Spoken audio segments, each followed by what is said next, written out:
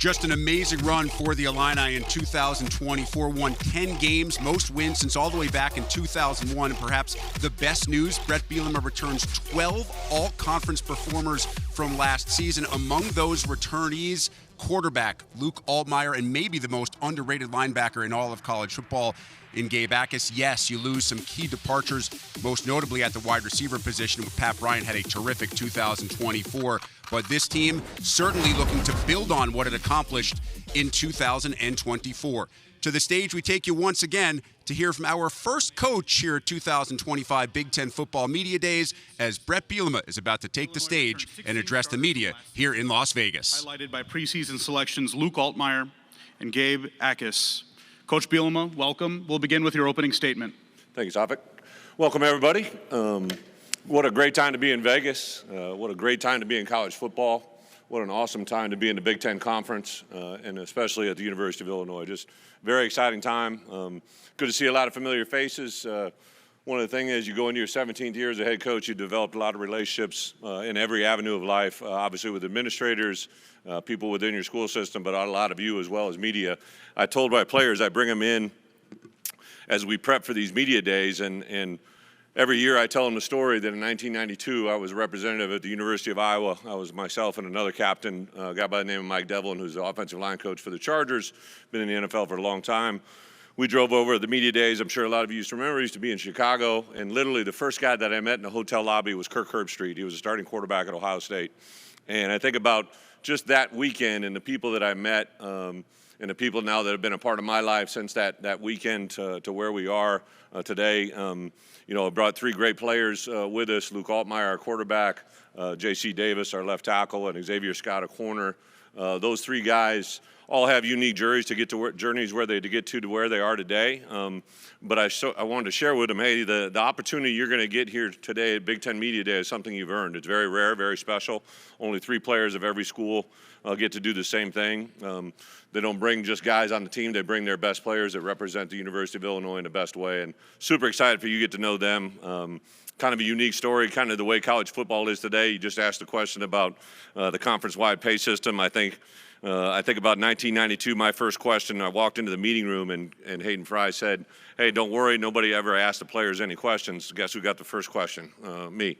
And I think about that to this day because as a player, I actually was a walk-on that earned a scholarship, and think about that phone call when I called my parents to tell them I gained a scholarship, and they were crying on the other line, and I thought they were just happy, but I also realized, you know, that scholarship made a big payment difference in that household that I was raised in. And to now have a system where starting in July, we actually paid our players through PayPal. Holy shit, the world has changed, right? Like, it's just a different world. Absolutely awesome. So awesome to see our players. We were actually able to bring out in the back, I have my wife back there, but also bring friends of the family with our football program, a few donors that have been huge the last several years since I've come to Illinois, way before that with different buildings around campus and fundraising. But last night was pretty awesome. We went to Piero's little Italian joint here, and we were able to have a couple of our parents of our players join us. And to hear from those parents to speak to what their son has accomplished since he came to Illinois really has nothing to do with the football side, just who they've become as young men. That's something that I think is just makes what college football is today so awesome. So super excited about this. Our football team is one that has gained a lot of headlines just by the way we finished a year ago with 10 wins. Have a number of players, whether it's 16, 17, 18, however you want to cut it, of our 22 starters coming back. Have a kicker that is very accomplished, David Alano. We were able to acquire a punter from Purdue, who I think is one of the best players in the country at his position. Have acquired some other players through the transfer portal. Continue to be one of the leading schools in the country. We signed 21 high school players, which is a really high number compared to a lot of other people. Have 20 committed to this next class already. So we still are the foundation of a high school development college football program, but we do acquire players. 2 of our 3 this year that are here with us today. Luke and JC were both transfers. So to combine that with what we've recruited and to be where we are today, super excited for that number. In addition to that, I think everybody always focuses on the players. And as a head coach, we get a lot of attention, but the true work gets done by our coaches, our 10 assistant coaches, and our support staff, my strength and conditioning staff, my medical staff, our training staff, our nutritional staff, We got Brett Moore here with media, Pat Pearson, the creative department heads in our building. Just the amount of volume of work that goes into building a football program, and more than anything, Josh Whitman, our athletic director here, I walk a daily walk with him on this journey at Illinois football. He not only obviously played at Illinois, played very, very well, played 4 years, two-time academic All-American, which is absolutely unbelievable. Played in the NFL for a number of years, went out and practiced law, came back, and is now, in my opinion, the best athletic director in college football, in college athletics. So just so many things to be excited about. Vegas also holds a special place in my heart. My wife and I met here in 2008 at the Wynn Casino. We don't need any more story to that than that, except for it happened. We went back yesterday and reenacted the moment for a little bit, and was able to have that. But also I would say this, I grew up, like I said, coming to the media day in Chicago. We transitioned to Indianapolis, and to come to Vegas. When I sat down with our players to go through the events, they were so excited to be here in Vegas, and I think it's just another great indicator of college football and how much it's evolved. I heard a question earlier from a gentleman here in the front row about his view on what he thinks the playoffs should be. Obviously, Tony answered the question, the SEC answered the question, the ACC answered the question, the Big 12 answered the question. The great thing is the question is very relevant, and it's awesome because the college football has never been where it's at. As a head coach, I'm in charge of our football program and what we do, and all I do is sit back every day and try not to go back. I only want to go forward. Through 17 years, I've learned to don't worry about things you can't control, leave it to those who can, and usually the best results will happen. We can always argue about the way it can happen, but it couldn't be more exciting. 12-team format. I hope it does go to 16. I'm not going to go Eli Drinkwitz 30 or whatever he came up with, but I think a bigger number is a better number to have a play-in game. I appreciate your point that you thought the 4 teams should just, get in and go. But if there are 7, 8, 9, 10 teams alive in November that can have a chance to be in the playoffs, that's going to do a world of good for our college football team. So a lot of different things working. I'm super excited and couldn't be more thankful for the opportunity, Tony Petitti, to get up here. I wanted to make sure I came in and hear a talk. I would say this, I've been very fortunate. Obviously, Jim Delaney was the commissioner when I took over.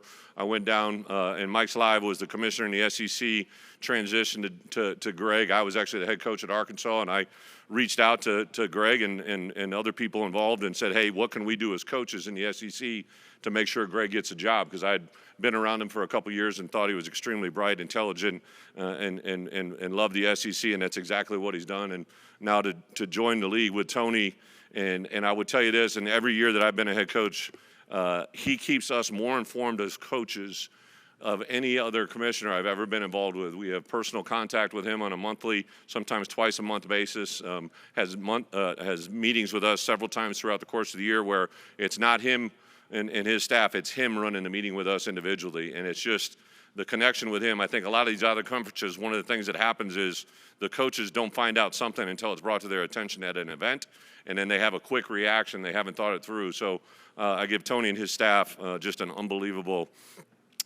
credit for keeping us in the loop and making it all go forward. So with that, I got a couple minutes. Open up for some easy questions. We got first row right here. Good morning, Coach. AP Stedham, AP as we see it. Coach, what did you like about your team last year, and specifically your quarterback, and what would you like to add to that, things that you liked about your team? I think in life we're all, we love the great memories. I loved the bowl game. I loved to beat South Carolina, a team that everybody thought should have been in the playoffs, and I did too. I thought they should have been in there, and then when we beat them, I think it opened up that question even further for everybody else. So those highs, we beat Michigan at home at a 100-year anniversary game that Josh and his crew, we really, truly recreated a moment 100 years later. It was one day off from the opening of Memorial Stadium when Michigan played Illinois in Memorial Stadium for the first game in that building, and to have the history of that event relived and to have 2 ranked teams battle out. We won that one. So those are easy ones. But I would tell you as a head coach, I've learned we're defined more by moments of adversity than we are by moments of success. We absolutely went to Oregon and performed as poorly as we could in the first half, and I just went into halftime and said, listen, we're not going to repeat what just happened, right? And we didn't win the game, but we did play significantly better in the second half. That next week, I think we had a little bit of carryover to the Minnesota game and lost a heartbreaker at the end, and I knew I had a good football team before I went to Oregon. I knew I had a great football team when we got beat by Minnesota, and we just put the dots together to connect and win those last 3 games that were important to get us to a 9-win season, to get us a chance to win 10. So I love the resilience of our football team. These guys are better when they've been punched in the face, and that doesn't mean I need to punch them, but like, you know what I mean? Like they respond very, very well. In this world I think that we're in, a lot of kids can have distractions that take them away from the main thing. And our guys would tell you, everybody's worried about Illinois with the expectations. Expectations are earned. They're never given. Some people give expectations, that's great, but for us at Illinois, we got to earn them. We got to have a chip on our left shoulder and our right shoulder. The way we've earned these expectations will be the way we earn success this year. We'll do it on a daily basis with our teammates and our coaches. And I have a coaching staff that retains my offensive, defensive, special teams coordinator for the last 3 years. I have the starting quarterback for the last 3 years. Those are the things that get me excited. Coach on your far left. Doug Lesmerises, Kings of the North. Bret, at times on social media, you have stood up for your program, stood up for the Big Ten, pushed back against some SEC narratives at times. The Big Ten has to win on the football field. Do you feel the Big Ten also needs to fight that perception battle at times, and why are you maybe the right guy to do it? I'm not the right guy to do it. I may do it. My wife will tell you, she gives me a couple slow your roll deals once in a while when I'll get going. But I would tell you this. I learned early in life, right? If you don't stand up for yourself, no one else will. So sometimes that's a little bit driven on what I believe in. But I would tell you, I stand here as a head coach that has been very fortunate. I was an assistant coach. I played and coached under Hayden Fry. I worked for Kirk Ferentz. I worked for Bill Snyder. I worked for Barry Alvarez. I worked for Bill Belichick. But those first four guys in college football, those guys are all first ballot Hall of Famers, right? And I today represent a lot of what they taught me. But also, I remember being at my first Big Ten spring meeting, and Lloyd Carr and Jim Tressel pulled me aside, and I was 35, 36 years old, and they basically said, hey, from what Barry has told us, you're going to be a really good football coach. You're at an age right now that as you move forward in your career, you're going to have to be a voice for this game when we need it the most. And I think about that all the time. Like, I was just sitting there, I'm like, oh, Lloyd's a pretty good dude. Jim Tressel, got the sweater vest and all, but he's a pretty cool dude, right? Like, and I was just like, I didn't realize the impact of what those guys put in me as a young coach. I sat in there and listened to Joe Paterno and Delaney getting fights. Like, I was like, this is awesome, right? Because they're like going back and forth on debates. And the part that's been so awesome for me in my career is like, what's right is right. What your opinion is great to express on your own, but like you have to listen to others, right? And you said right away, I don't go after the SEC. Like, I like, making points or retweets, but I want to make college football great. I want all of us to get to a place that everybody can have success. When this gentleman mentioned earlier about capping it at 4 and why should those 4 teams have to play another game, I'd say, why the hell would you not want to play another game, right? Like keep everybody going in the right direction. College football is at a world where the depth that you can acquire and attain, however you want to do it. Some people believe in if you pay somebody a lot of money, they're going to play really well. I don't believe that's the case. I think kids play well when they've been coached, developed, and treated the right way. They'll make their money when they make their money. So it's just, I know that I get labeled at that a little bit, but I would tell you there's several coaches in the SEC that I consider very great friends. Mark Stoops and I, we used to share a hotel together in spring recruiting when we both made $50,000. We split a Motel 6 for $32 a night so that we could keep our per diem money, right? And when he got his big contract, I know I got a little bit of one now too, but I said, man, come a long way since Motel 6, right? So some of those guys are my best friends and respect the hell out of who they are and what they are. Coach Bielema, thank you so much.